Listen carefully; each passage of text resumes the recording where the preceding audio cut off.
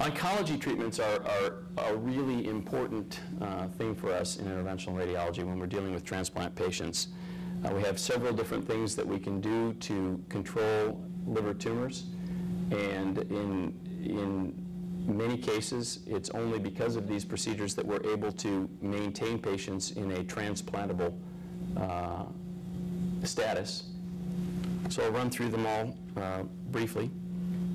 Chemoinfusion is a relatively old technique. We don't do it very often anymore, but it involves putting a catheter into the hepatic artery and delivering high-dose chemotherapy directly into the hepatic arterial system.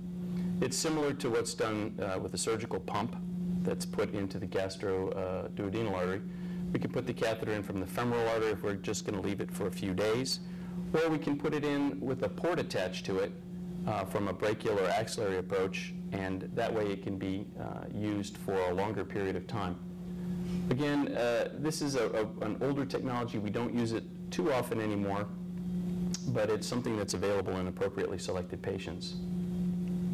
More common for us these days is chemoembolization, and there are a lot of different ways to do chemoembolization, but what they all have in common is that you use a very high concentration of a chemotherapeutic agent, which you mix with some kind of material that blocks blood flow, and you put that mixture into the hepatic artery.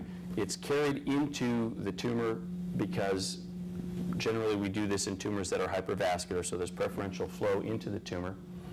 And that allows us to give a very high concentration of chemotherapy right into the target area and then simultaneously block the flow so it can't wash out.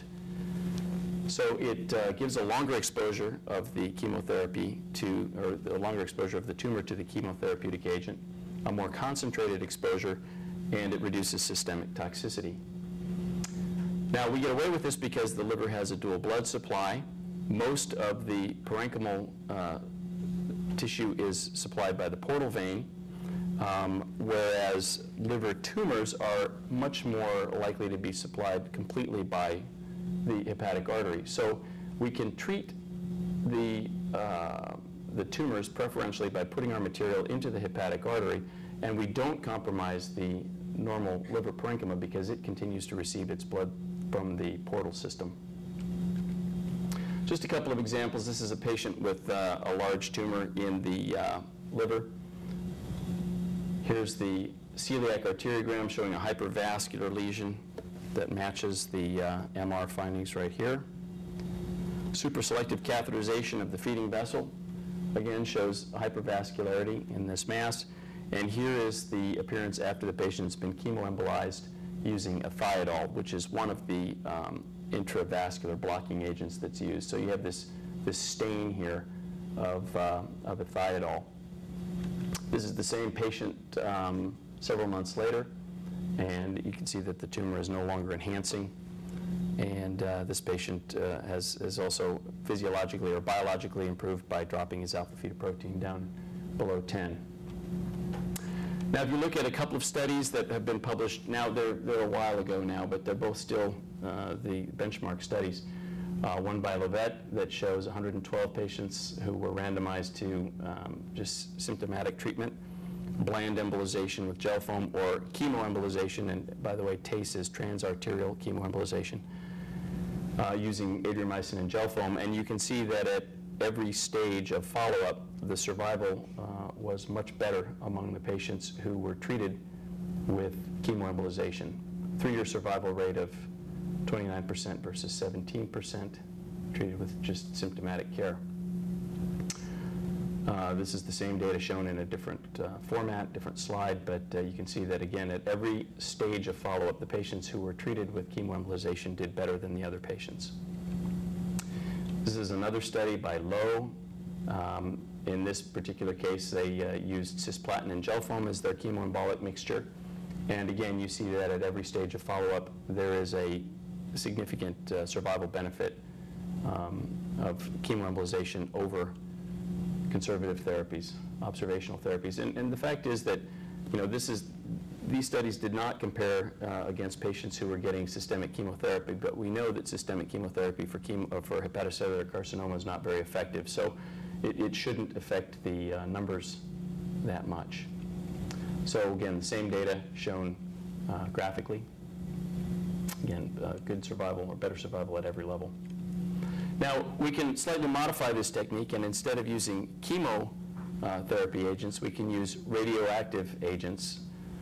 So what we do is we take yttrium-90, we attach it to either glass or resin beads, we inject those into the hepatic artery, and again, because of the preferentially high blood flow in the tumors, the particles are carried there, and they locally affect tumor cells. Now, the reason this is important is because, in general, the amount of radioactivity that's required to kill tumors in the liver is higher than what's required to kill the liver. So external beam radiation for liver tumors can be very damaging to the liver and very difficult. Even the stereotactic techniques, which reduce non-target injury, are not as selective as this particular technique. So there are two different versions of this. One is called SIR spheres, one is called TheraSphere. TheraSphere is the one that we're using here because it has a much lower embolic load. Each individual particle has a much higher radioactivity, and so we're able to deliver that into the hepatic arteries without actually occluding much in the way of the parenchymal blood flow, but still with a preferential delivery of radioactivity to the tumor cells. This just shows the setup of SIR spheres. You can see it's fairly complicated. I mean, the material's radioactive, so we can't actually touch it. And once we have done the procedure, we have to take all of our equipment and put it through a normal radioactive decay process. So it's a little bit of a production for us to do, but it seems to have a lot of value, especially among patients who we feel can't tolerate any degree of chemotherapeutic toxicity. I'm going to just kind of skip through these studies here quickly because we got a little bit of a late start, but basically what they show is that the survival benefit is good with yttrium-90. It is roughly equivalent to what we see with chemoembolization. And the big advantage of yttrium therapy over chemoembolization, again, is the reduced chemotherapeutic toxicity. Now, we also can do thermal ablation techniques where we basically burn or freeze the tumor or destroy it chemically.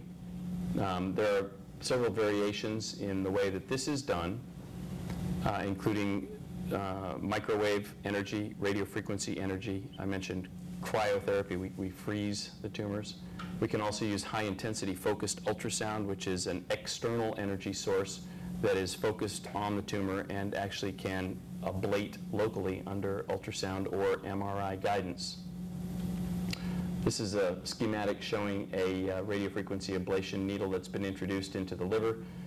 You see grounding pads on the thigh, and basically what you do is you generate local heat by creating an electric or completing an electric circuit inside of the liver. This is what it looks like with ultrasound guidance. On the left, you see the needle in place. It's got expanding tines, opens up sort of like an umbrella inside the tumor.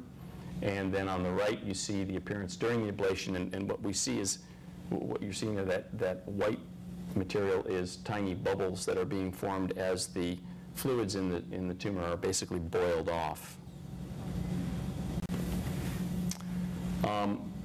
Now, if you look at the clinical outcomes with radiofrequency ablation, they're good.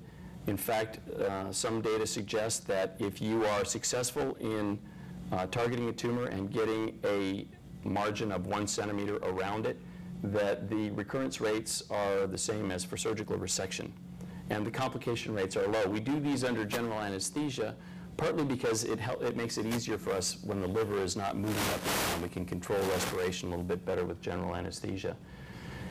During the ablation itself, there is some pain, but afterwards there's very little. Most of these patients feel little or nothing after the procedure's over.